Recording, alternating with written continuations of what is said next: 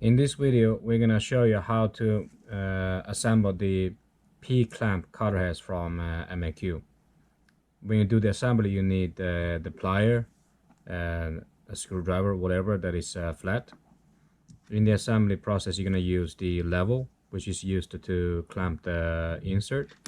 You have a spring that is a tiny bit of steel that you can squeeze in to lock the position of the shim.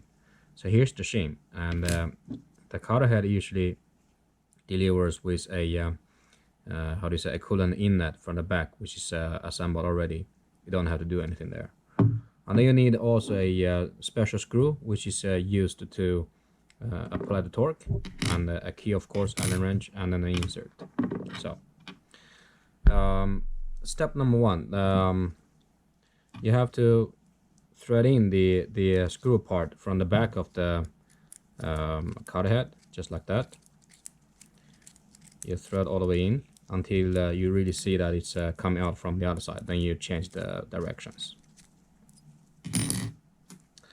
And then you put the level, which is special made for this part, into the pocket, just like that.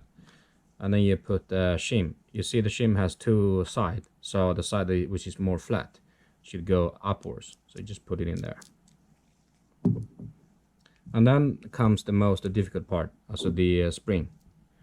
What you need to do is to use the plier, so apply some compression to put the spring into position. And sometimes it's a little bit tedious, as shown in the video. So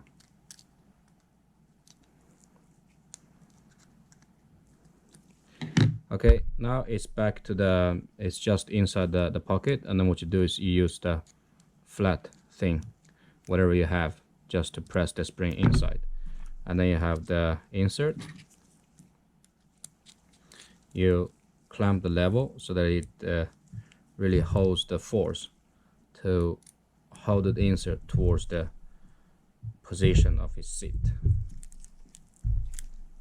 There is of course a recommended torque for each of the threads, but then that you can check from the ASCII standard or from our website. So now the insert is clamped well, and you always have to check the to make sure that the inserts and so on, they are in the correct how do you say, position, and there's no misalignment for the parts. So now it's done.